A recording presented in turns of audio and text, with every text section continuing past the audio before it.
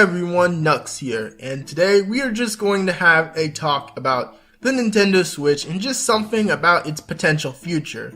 So as I summed up in the last video, I don't have the most positive footing with the Switch yet. It feels like it has, lots of cool elements that I like about it. Launching with things like Zelda and having future games down the line that are cool is definitely one aspect that's appealing, but there are some questionable aspects of it I feel that don't make me ready to make a day one purchase with it, so it makes my opinion of it kind of stumble. Now, of course, nothing is set in stone exactly, but I feel pretty final in terms of my rocky feelings. However, today is more so I want to talk about the games as opposed to the system. So, looking up at the game lineup, when you compare it to the Wii U, it definitely seems like an improvement, especially comparing the first year of both systems. And the reason Switch has a tad bit more of a jump is an interesting idea. Emily Rogers proposed that the Nintendo Switch's true target audience is actually the Nintendo fan, and there are other factors such as the hybrid idea existing because the 3DS smoked the Wii U, and that their other handhelds tend to do well. So it makes me wonder, what makes the Switch for the Nintendo fans? Well, I guess game-wise, it has what a lot of Nintendo fans would actually want. We have a Zelda at launch, we have the Splatoon sequel, we have a Xenoblade, we have Fire Emblem games, and we have other usual staples right out the gate. So that's cool, but for some people maybe it doesn't scream exactly trying to appeal to everyone yet. Well, there is one thing for certain though. When it comes to these games, it definitely feels like that there is a lot more appeal to them than when Wii U launched right out the gate. The biggest examples so far seem to be the fan service, as you would call it, in some of these early games. We have Mario Odyssey, which is a proper 3D Mario game for once. Not any of that 3D World stuff, not a 2D Mario, a new Super Mario Bros. Game. A proper 3D Mario, and they even went out of their way to make sure to understand that this was a 3D sandbox Mario. They even had a little timeline picture where it showed that Odyssey was going to be more in the vein of 64 and Sunshine than the other games that are more linear. So that's one thing that's cool. We also have one of the more recent examples, which is the Fire Emblem Direct, which announced a bunch of Fire Emblem games like crazy. We had like 6 or 5 of them announced in one sitting. Crazy stuff. But it's interesting because there were different Fire Emblem games announced to appeal to different Fire Emblem fans. We have the Fire Emblem 2 remake, at least I think that's Fire Emblem 2. I'm not a hardcore Fire Emblem person, so I'm not entirely sure, but we have different Fire Emblem games. There was even one confirmed for the Switch itself. So it's pretty interesting. But even though so far in terms of the few games that seem to be really listening to their fan bases and look well, there is an interesting point my friends made about it. That point being, how much longer will this fan service and appeal really go on? Like, will it really extend past year one? I mean, of course, we know that series like these would get fan service because they are kind of Nintendo's most important series nowadays. Stuff like Splatoon, Mario, Zelda, Fire Emblem, like that has to look good, or else that wouldn't really be a good thing for Nintendo. So obviously, series like those would look better in terms of the Switch right out the gate. But it makes me wonder what is going to be the treatment for Nintendo's other properties for smaller series and stuff like that.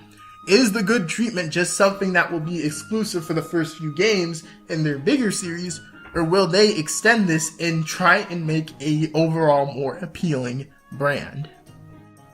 And even though a lot of people have their early doubts, it really is too early to call, at least game-wise especially. I mean, at least game-wise. System-wise, there's a lot of things to debate about and stuff like that. But when it comes game-wise, I think in terms of the structure of the games they have announced, I think it is good. Minus 1-2 Switch, which is kind of weird because it was some motion control party game that no one asked for. But other than that, I think it looks pretty solid. Now, remember how I said that if Nintendo started listening to their fans like they did for Mario Odyssey, it'd help a ton. That's basically what it's gonna boil down to, because What Nintendo needs to understand is that being anti-consumer is going to get them nowhere. All this junk like taking down fan games, overly pricing certain things, droughts in supply and demand, that's going to hurt the image for Nintendo.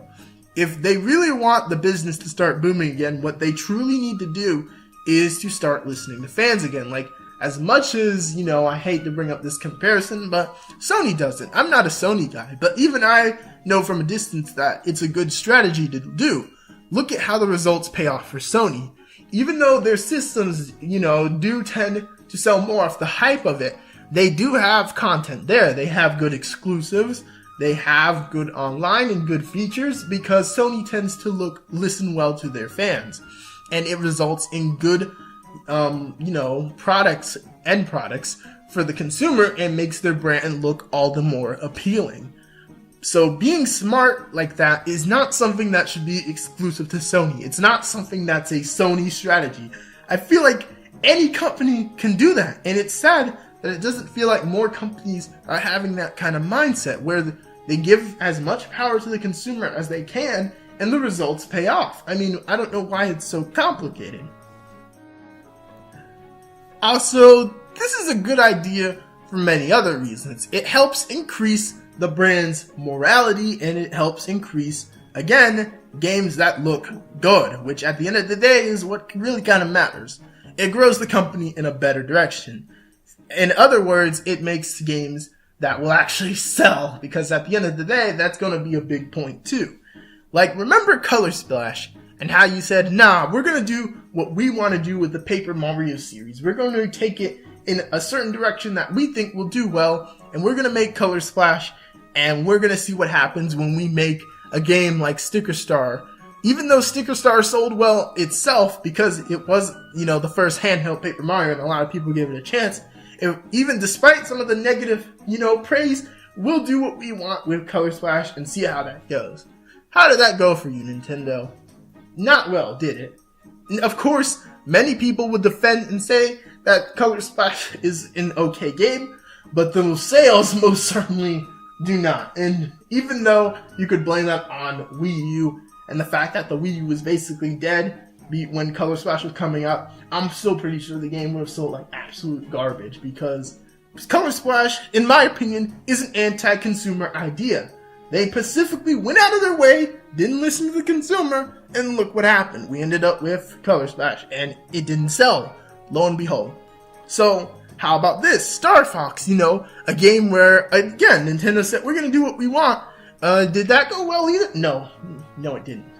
See, what I'm trying to get at here is I think Emily Rogers was onto something with her idea of how Nintendo should approach the Switch. Even though when it comes to system-wise, that's an entirely different ballpark, when it comes to games, I think that this is a decent idea to go for. Now, obviously, you don't have to listen to like every fan and every single thing that they say, but I think that when it comes to the consumer and the criticisms that they make, it wouldn't hurt to listen to some of those criticisms and use them in building your brand.